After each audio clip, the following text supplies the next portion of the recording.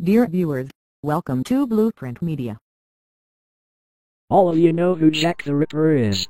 Some of you know that the name comes from a letter to the police signed Jack the Ripper by the purported killer. But why Ripper? A ripper is a tool that is used to tear or break something. The victims were actually torn open. After Jack's killings, however, Ripper came to mean a murderer who mutilates victims' bodies. Over the last 100 years, the press has invoked Ripper numerous times. But many of these Rippers killed more than Jack, did some a lot more. Here is a list of serial killers more deadly than Jack, with his 5 confirmed murders. Before Ted Bundy slaughtered co-eds in the 1970s, the young and handsome John Norman Collins raped, tortured, and mutilated at least 7 co-eds in the late 1960s in Ypsilanti, Michigan, home of Eastern Michigan University. The first victim was 19-year-old Mary Fleshar, whose badly decomposed body was found on August 7, 1967. She had been stabbed to death, and her feet and fingers had been cut off. The police thought that this was an isolated incident until months later, when another body and then another and another were found. In total, Collins killed 7 girls. All had been, or were thought to have been, raped and brutally tortured.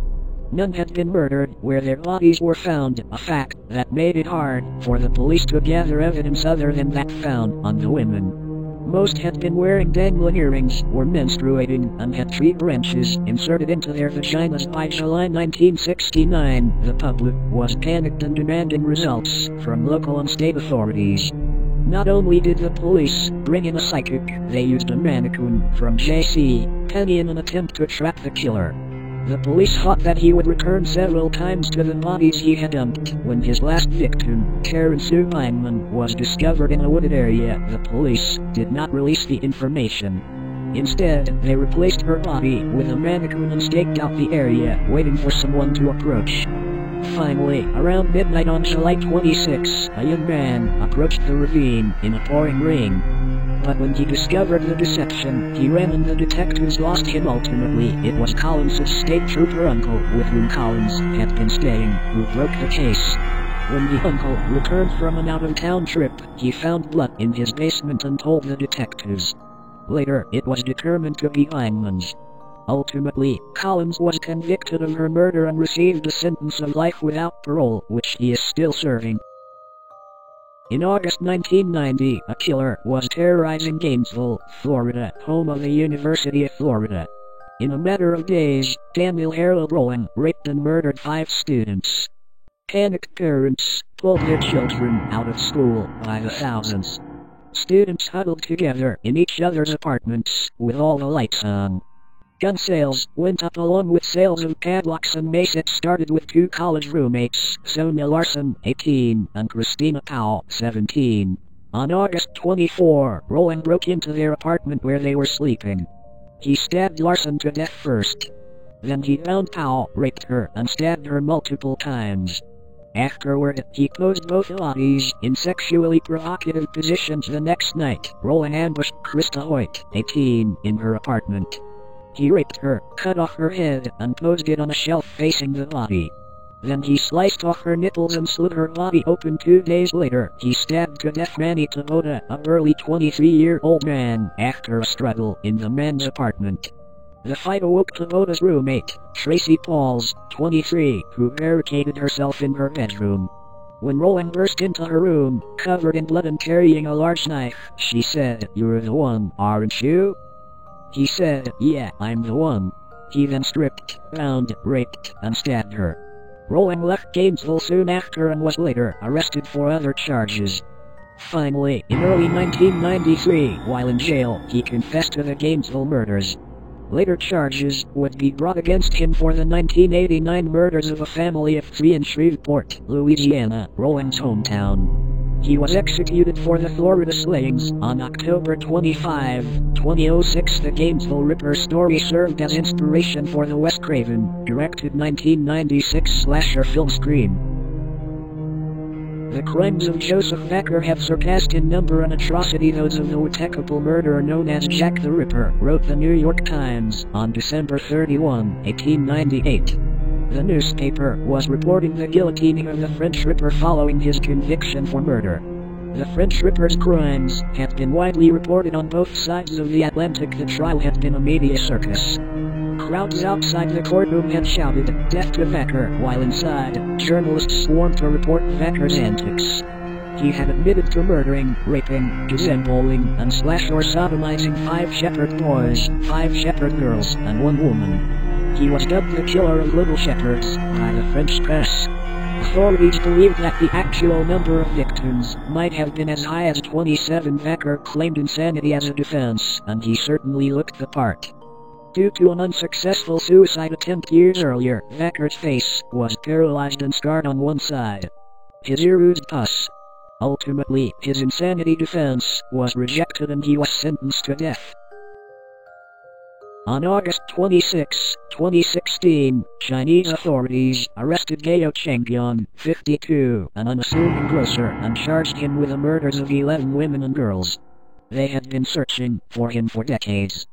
Between 1988 and 2002, Gao stalked single women, dressed in red. He raped, murdered, and mutilated his victims, cutting off the breasts or genitals of several of them. One was an 8-year-old girl. No one knows why the killing stopped in 2002. The case had been cold for years until the police caught a break. Gao's uncle had been arrested and a DNA sample had been taken. His DNA showed that he was related to the killer, whose DNA that had been collected over the years. This led police to Gao, who confessed to the murders. No reason for his heinous crimes has been given. "They're trying to kill me." That is what Shannon Gilbert told a 9/11 operator the night of May 1, 2010. Gilbert was a prostitute who used Craigslist to find clients. Police searched for her but found nothing until December 2010. An officer with his K9 partner was on Gilgo Beach, Long Island, when the officer discovered the remains of a woman wrapped in a burlap bag. Gilbert had been located except it was not her. It was the remains of another prostitute who had used Craigslist to set up dates. Over the course of a few days, 3 more bodies of prostitutes were found at Gilgo Beach. All were wrapped in burlap. All had used Craigslist. None of them was Gilbert. She was not found until December 2011. In that intervening year, 6 more bodies were found, including a skull that matched severed legs that had washed up on Fire Island, New York, 15 years earlier. The remains of a mother and a child, dumped in separate locations, were discovered. A male, dressed in women's clothing, was found. 2 since then. More bodies, some dismembered, have been found in and around Gilgo Beach. No arrests have been made. The Craigslist Ripper is still out there. From 1975 until he was caught in 1981, Peter Sutcliffe murdered 13 women and badly injured 7 more in Yorkshire, England. Many, but not all, were prostitutes. Most had been hit in the head with a ball-peen hammer and then stabbed to death with either a screwdriver or a knife. The police investigation of the murders was roundly criticized at the time for its ineptitude. They had interviewed Sutcliffe 9 times during the killing spree but still had not connected him to the slayings. Prime Minister Margaret Thatcher threatened to take over the investigation herself if progress was not made. Police finally arrested Sutcliffe in 1981 for a minor offense but later found a knife, hammer, and rope near the location where he had been stopped. They also found a knife hidden in the toilet tank of the restroom he had used at the police station. One thing about the Yorkshire Ripper that was only revealed in 2002 when he was stripped, searched by the police, he was wearing a kill suit. He had on an inverted V-neck sweater with his legs through the arms, the elbow patches over his knees, and his genitals exposed by the V-neck. It was thought that the sweater gave padding and protection to his knees when he knelt over his dead victims to gratify himself. No tag on a truck. That is what stopped Joel Rifkin's 4-year slaughter of New York City prostitutes. On June 28, 1993, a trooper noticed a Mazda truck without license plates. He tried to stop the vehicle, but it sped off, eventually crashing into a pole. The trooper had no idea that the rotting corpse of 22-year-old Tiffany Brashani, the 17th and last victim of Joel the Ripper, was in the bed of the truck. Rifkin confessed to 17 murders in detail. He would pick up prostitutes, pay them for sex, and strangle them. He dismembered his first victim with an X-Acto knife and disposed of her various body parts in different locations. Her head was hidden in a paint can that he put in the woods of a golf course. After his confession, police obtained a warrant to search his house. Inside, they found jewelry, driver's licenses, undergarments, and other trophies belonging to his victims. They also discovered newspaper clippings about other serial killers. In the shed, they found a wheelbarrow with blood in it and a chainsaw with human flesh on it.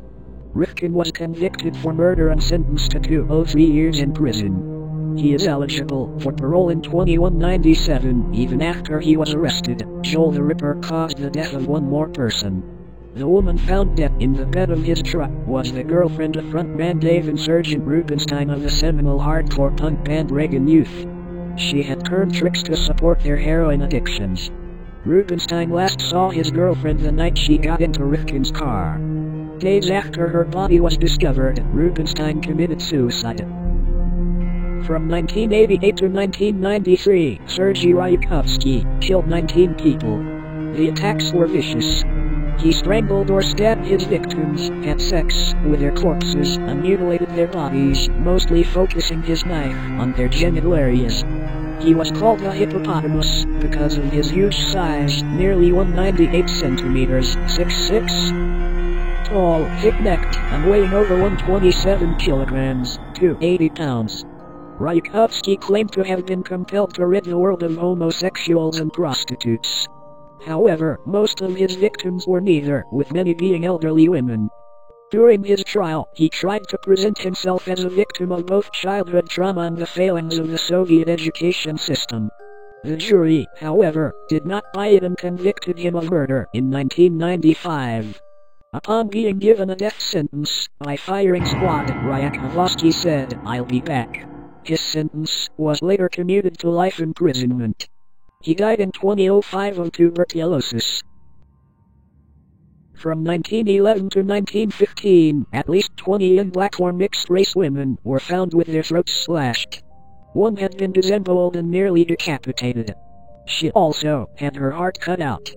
The Atlanta Press proclaimed that another Jack the Ripper was stalking the streets. On July 1, 1911, a worried Emma Lou Sharp went searching for her mother because she had not arrived home as expected. A strange man, whom Emma Lou described as tall, black, broad-shouldered and wearing a broad-brimmed black hat, approached her on the street and said, "How do you feel this evening?" When she tried to move past him, he stabbed her in the back. She survived the attack. However, her mother had not survived her own encounter with the Atlanta Ripper. She was found nearly decapitated. The police arrested 6 different men for the murders, but none was the killer. And then in 1915, the murders stopped as mysteriously as they had begun. The case remains unsolved. These were Atlanta's worst serial killings until Wayne Williams killed nearly 30 children between 1979 and 1981. Compared to the Rostov Ripper, Jack was an amateur. Between 1978 and 1990, Andrei Chikatilo killed 21 boys, 14 girls, and 17 women. The judge at his trial said, Chikatilo tortured his victims while they were alive by biting out their tongues, tearing away their sexual organs, and cutting their bellies open. Chikatilo's first sexual experience involved attacking a teenage girl. But the encounter ended with his inability to perform, for which he was ridiculed. From that point forward, sex and violence were fused together for him. He could only be satisfied sexually when he was stabbing and mutilating his victims. A hallmark of the Rostov Ripper was removing his victims' eyes entirely or stabbing and slicing them. Chikatilo said he did this because of the lore that the murdered keep an imprint of their killer's face on their eyes. On February 14, 1994, he was executed by a single bullet to the head behind his right ear.